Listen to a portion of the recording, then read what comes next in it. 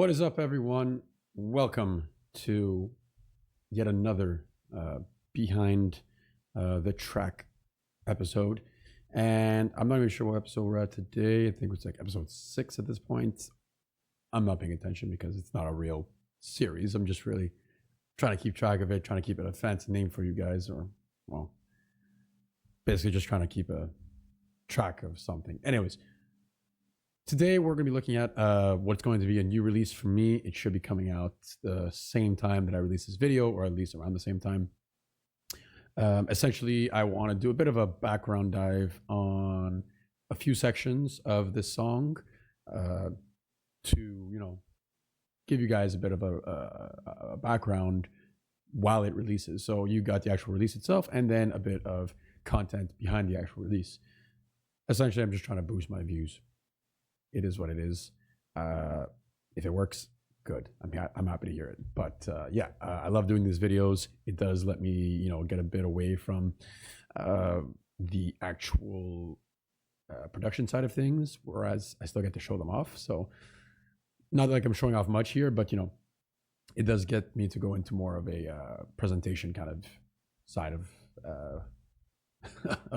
of myself. Anywho. Without further ado, let's get into the actual song. So the song is called Need You, and I've had this song in, let's say, in production and in the works for quite a while. It's one of those projects that I'm sure every producer kind of gets, that's just been sitting there and you keep going back to, and you're like, maybe one day I'll release this. And I think it's been maybe a year now that I've had the lyrics and the melody, and I've kind of reworked so many different things, and here we are. It's releasing, finally. It ain't perfect. It ain't my favorite, that's for sure. It might get a lot of love. It might get no love. I guess we'll see. We'll find out. But, I'm just glad that I got it out there. Sometimes as a producer, you just got to push through and get songs released. That's something, that I've taken as a lesson from a lot of the producers I follow.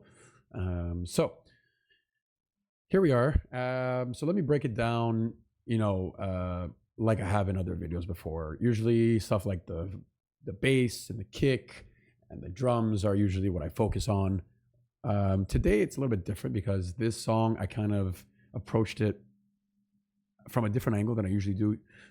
Generally, I like to follow the rubric of bass, kick, drums. That gives me my groove, it gives me my pattern, and I kind of go off that. I'll either go through the lyrics after, or the chords, or a melody, but usually the core and the starting point for me is the bass, the kick, and the drums. This one was kind of the opposite.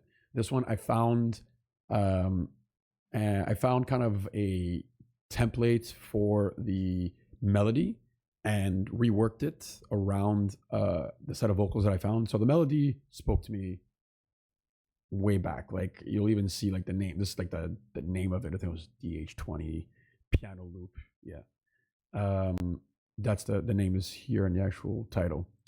And essentially I reworked it to create what I'd say a little bit more alignment with the vocals I had. So I don't have the original keys, or maybe I can go find it. Hold on, let me see if I can go find it.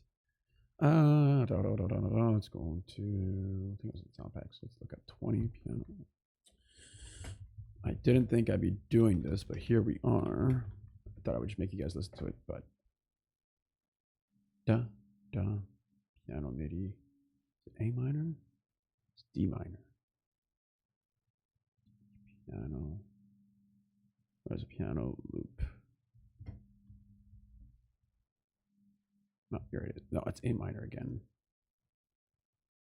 D minor. Okay, so this is it. Let's put it all the way at the end. Oh, wait, that's the piano loop. Maybe. Curious if I kept it exactly the same too. See? Oh, that's probably not the best place to put it. Let's put it on the other track here.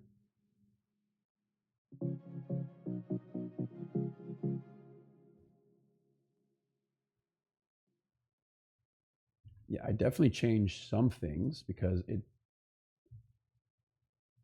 doesn't sound, I think I changed the second refrain.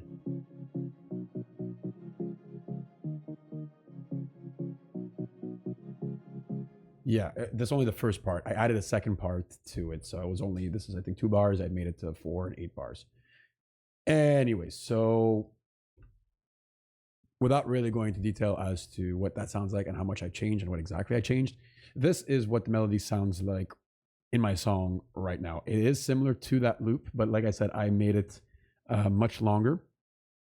Instead of 2 bars, I made it 8, and I added an extra. I think I changed up the actual the arrangement itself, and I actually changed when they hit. So let's listen to this alone.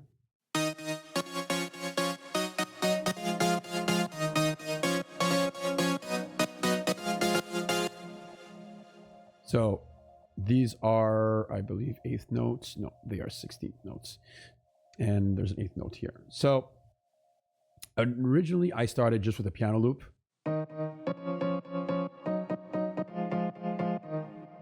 And I felt like that wasn't powerful enough, and I added a plucked synth on top of it, which had a lot of energy, and right now you could hear the crap ton of effects I have on it. And together these, like I filtered them, and I thought, okay, I'll start them low and I'll bring them back up. So that's kind of what I did here. Like the song starts with the melody. The melody goes throughout, like you don't stop hearing it.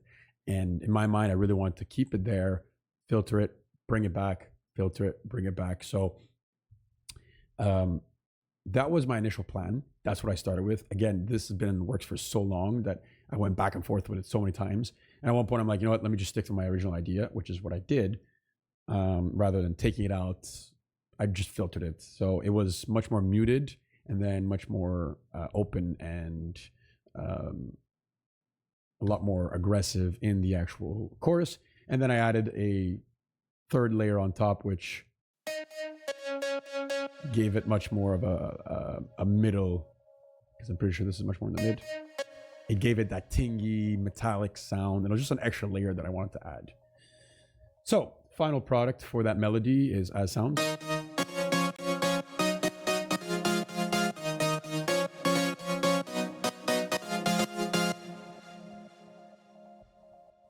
And as I said, I found this melody. I played around with it with the vocals. The vocals themselves, I'll be very frank, I'll be very honest, they come from Splice.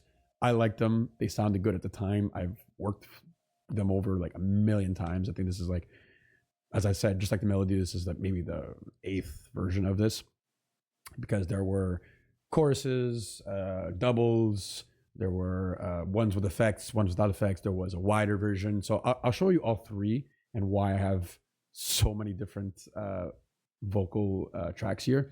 So this is the main hook right here. You're the one I want. You're the one I need. I wanna hold you 'cause I need you by my side. That was the main hook. That was what I was using for my drop with the actual melody. My problem came is that when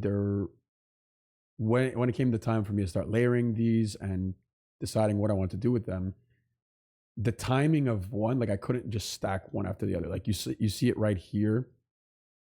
The ending of one, like the ending of that vocal hook, kind of interferes with the second one. So I couldn't just throw on one after the other. Like it was just, like I found it didn't sound good. Like even if I if I faded it in, it didn't sound good. So I just created another track with the same exact effect on it, and it actually gave me much more flexibility because I've got extra tracks. Yeah, it puts more strain on the software, but whatever. It gave me more flexibility in terms of how I wanted to work it. So essentially, it's the same hook on 1, 2, 3 times. There is a harmony behind it. This is the harmony. You're the one I want. You're the one I need. I wanna hold you 'cause I need you by my side. For those of you on your computer, you could basically hear that harmony is going left to right heavily. That was part of my plan.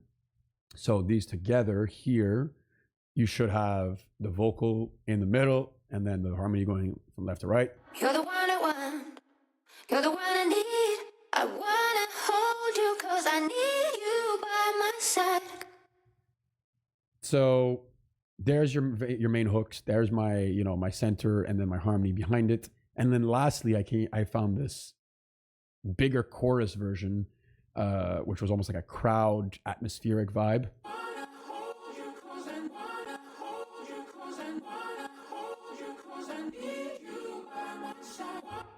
So I really want to stack all of them, and basically that's the reason why my chorus is 3 sections as opposed to, let's say, 2, or a 1A and a 1A and a 1B.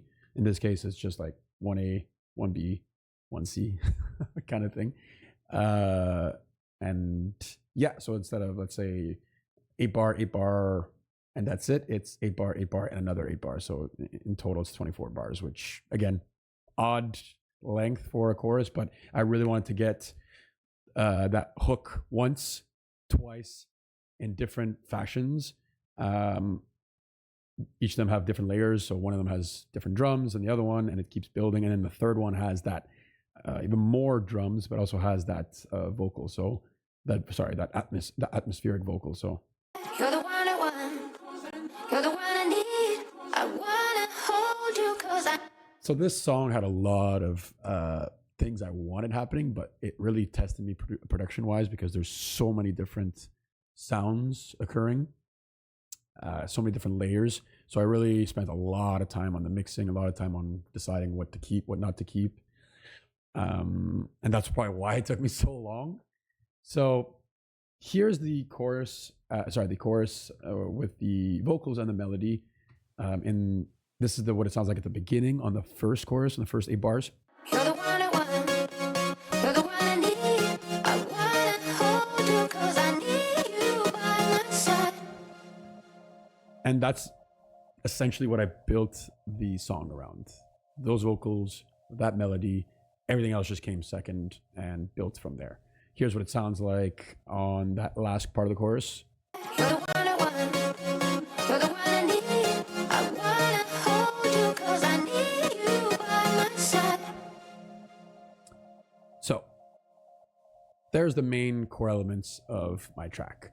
Now, there are chords involved. I do have a choir pad. I do have an EP that's in there as well. I do have even strings. So, you know, gonna make you guys listen to that quickly just to get an idea, because obviously to make that melody, I needed chords. Like I wanted something long, because a lot of this was plucked. Even my bass, like the bass was built off that melody. So this is what the actual pads sound like. And let's say the EP underneath.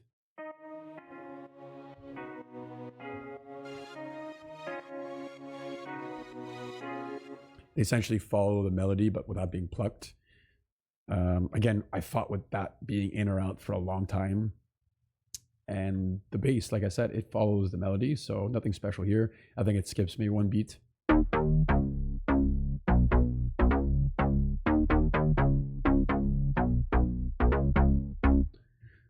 And that's more or less it. I don't want to go too much into the rest. You know, the drums, nothing really special with the drums. It's my usual, I'm going to say, concoction. There's always a perk. There's always either whether it's a conga or a shaker or a tambourine. I always have some sort of percussion in there.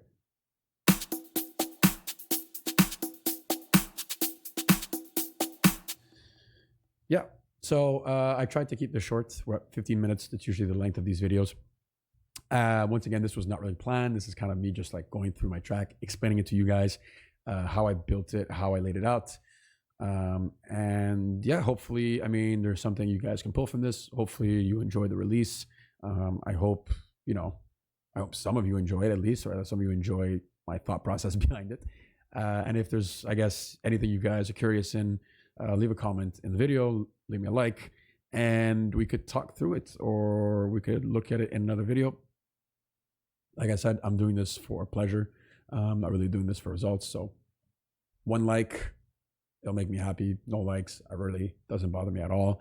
If you guys listen to the song, that's an extra view, an extra listen in my heart, and I really appreciate that. So for those of you who stuck around this long, I appreciate you. I adore you. Thank you so much. And for those of you that listen to the track, I adore you even more. So thank you guys.